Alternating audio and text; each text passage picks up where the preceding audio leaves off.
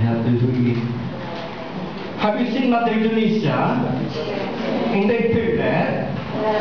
And then it seems to be, so, isipin mo yung nagtatek-tatek pa. Saka yung nabla, saka hindi no, saka yung Bradley.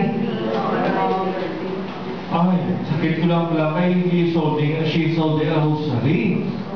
But holding a rosary, but do like that. If others commented that she is casting spells. Well, casting spells is part of here.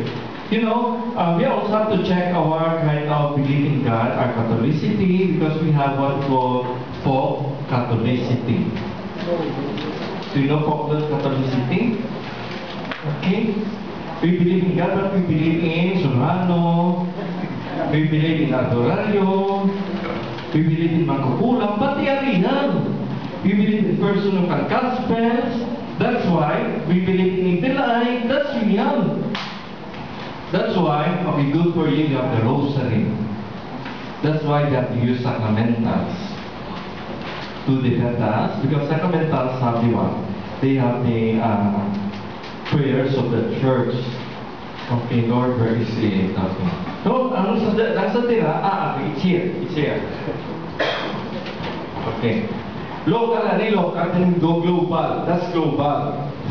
The one you have is global, but go first local, because it's only in our backyard.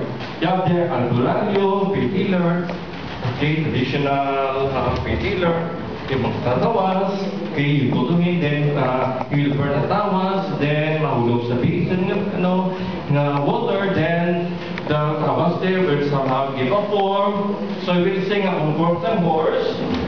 You are infected by the spell of the horse. Okay, many things. And then you have panghihilot. Remember, ang manghihilot na, so okay, mga siya kung traditional, kinahihilot. However, kung may mga kanta-kanta, may mga rituales, okay, that's a thing. Please avoid that. You know, they have the power also to invite spirits to come into you. Okay, they have the power to invite spirits to come into you. Then you have the Rambam. Okay, manghula. Okay, fortune telling. By the way, nato lang fortune telling. Actually, it's found in Deuteronomy 18 mo. Leviticus 18 or Deuteronomy 18. Please check lang. Ito lang mo na definition. Later, we will come to that. It's in the side. Okay, magkukulang. Do you know that magkukulang ariyan?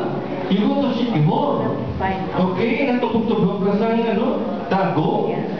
However, if you are strong with the Lord, that will not have power. How will that barang affect you? Kaya you have God in you, the Eucharist, it might return to Him. It will only affect kung ikaw, you are not also born in the Lord. Okay, and then ang babarang, okay, simbahan term, then you have Sikihor, okay, etc. and etc. Okay, so that's a local counterpart. Duende and fairies, local. Okay, meron doon, meron doon. Okay, those are elementals. They are not from the Lord. They afraid ka magkasal. Of course, you will be afraid if you are not born with God.